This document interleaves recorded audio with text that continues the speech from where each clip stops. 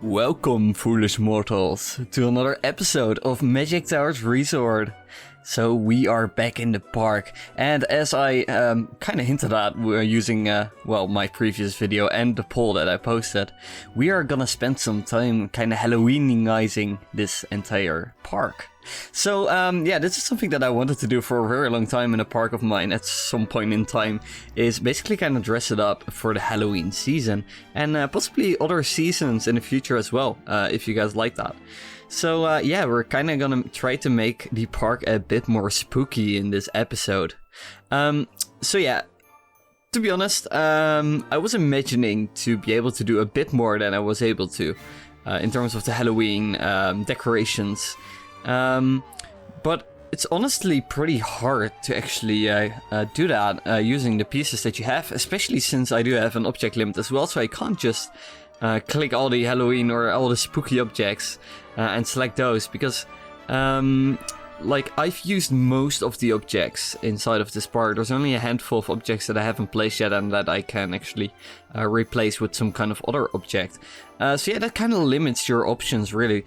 But in the end, I think I'm pretty happy with how it turned out. It's not too, not too interrupting, basically, in terms of the experience. It's just some nice decorations here and there, really to kind of give the Halloween theme to this entire place, right?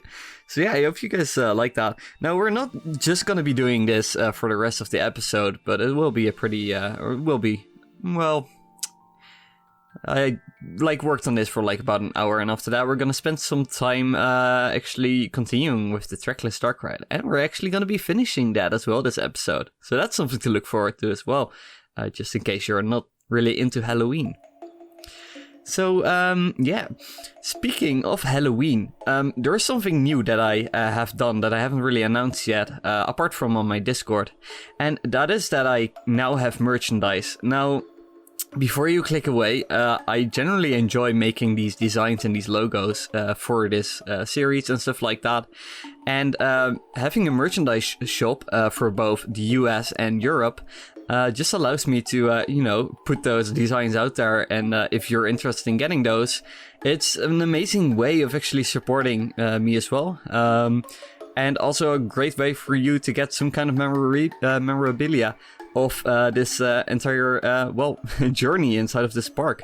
Kind of to try and make this park come to life, if you will. Now, specifically for the Halloween season, I also have a very limited design available right now in the store. So if you're interested in checking it out, definitely just scroll down and check the description of this video, because there you will find a link to the merchandise if you're interested in that. If you're not, however, that's okay. You can just continue watching my videos, and I gladly appreciate all kind of support, even just a comment or a view, if you will. So back to the video though.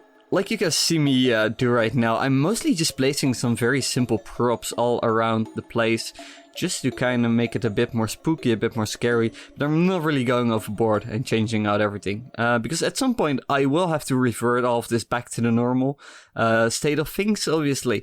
There were some ideas where, I could just make a different version of the park and keep that as a Halloween themed area, but no, that's not what I'm gonna be doing in the end. I think I'll just keep this for 2 months or something like that, and after that we'll just get rid of the Halloween theming, and put everything back to normal, and maybe then dress up for the Christmas season, because obviously that's coming as well, so that's pretty exciting. Pretty interested in how that is going to be turning out. Or if you even like these seasonal changes to the park, definitely do let me know in the comments. Now, someone who apparently does really enjoy my videos is Adam. I'm gonna give him a shout out because he is a new Patreon on my channel. So he got the he is now a gold pass holder, so you can get your own annual pass, or at least like monthly pass for Magic Towers Resort.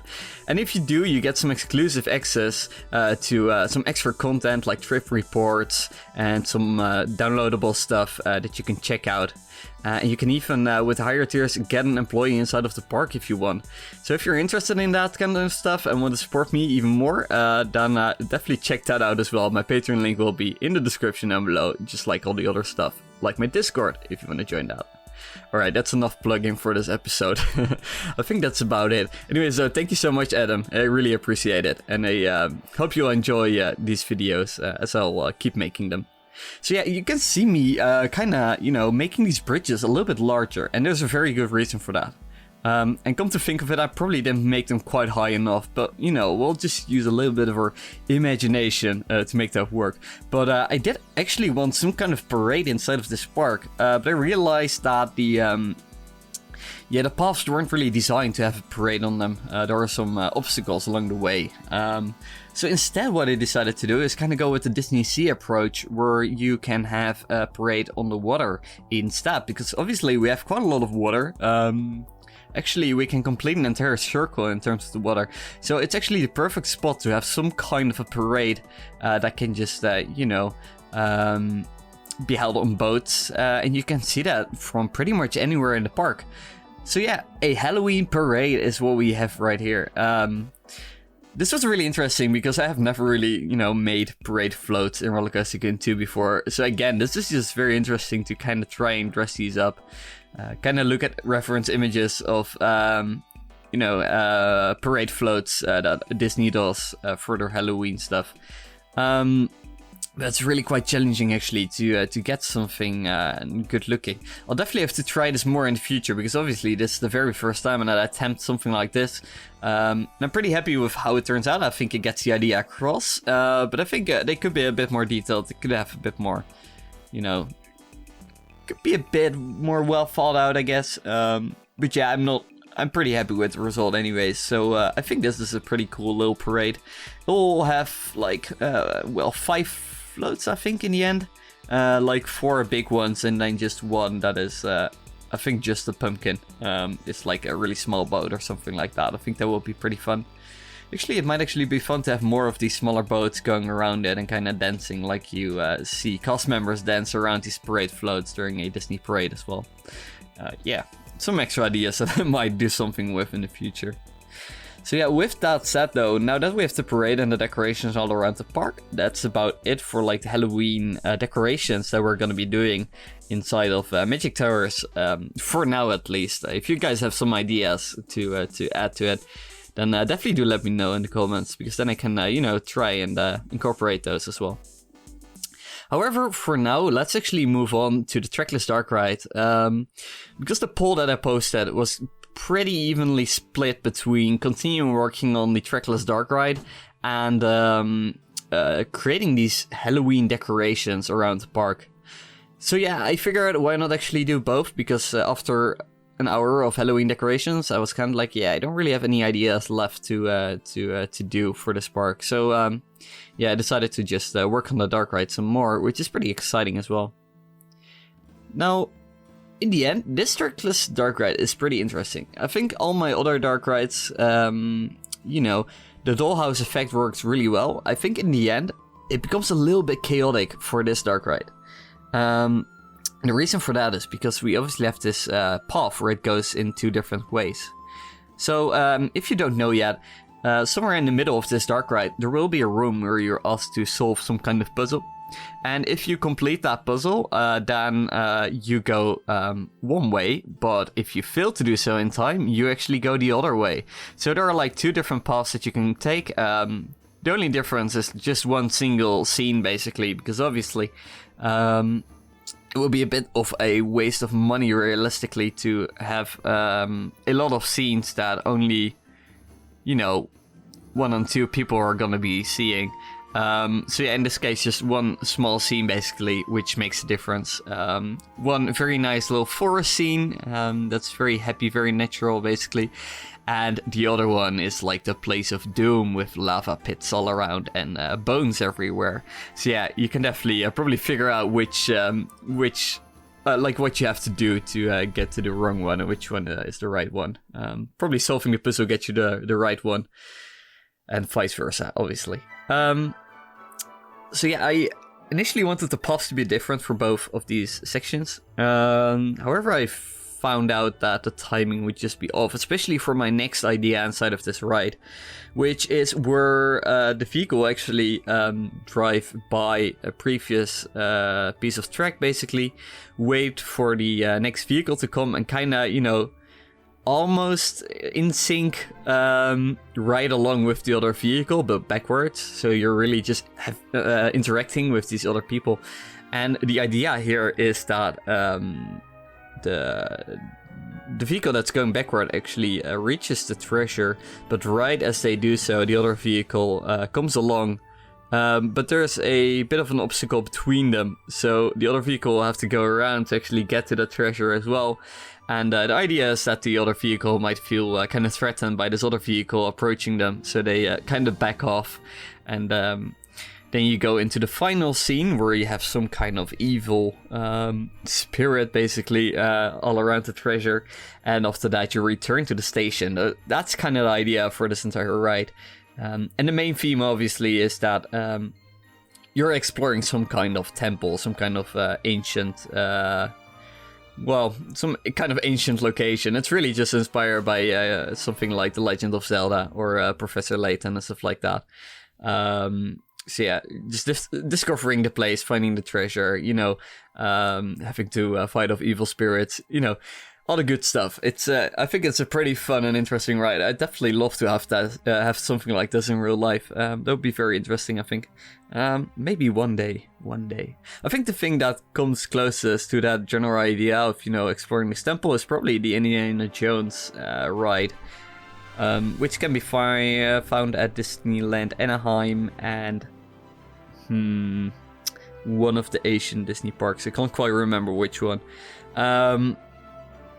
Yeah, that's probably one of the closest. Oh, well, I mean, Walibi Belgium also has the Tutankhamun dark ride, which is a shooter dark ride, which actually does have this idea where if you gain a certain amount of points, you actually go a different route near the end and see a different scene, which is super duper interesting. Someone pointed that out to me in my previous video, and I forgot to mention that dark ride. I have not had the pleasure to ride it myself yet because it was actually closed while I was at Walibi Belgium. But I really hope to come back there someday and try that out because it's super interesting, or at least the concept is very interesting to me. So yeah, definitely gonna have to check that out someday. So yeah, like I said, like there's so much to see in this dark ride. It's kind of hard to make the dollhouse effect work really well. So that's really what I'm struggling with right now, is just making sure like, okay, what are the sidelines that I want to keep?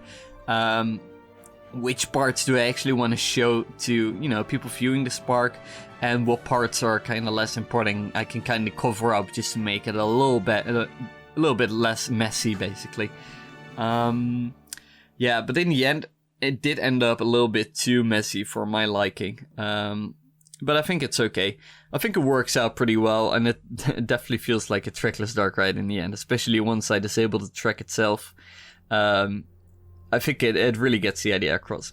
Now, one issue I do have with this dark ride is that it doesn't really have the capacity that I'm looking for. The queue gets really quite long, and you know, you can only fit 2 peeps inside of each vehicle, which dispatch each like 15 seconds, I think.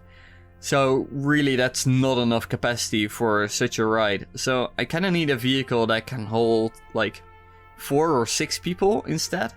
But I haven't really found one because it has to be a powered vehicle, not like a roller coaster vehicle, which requires gravity or chain lifts to move forward.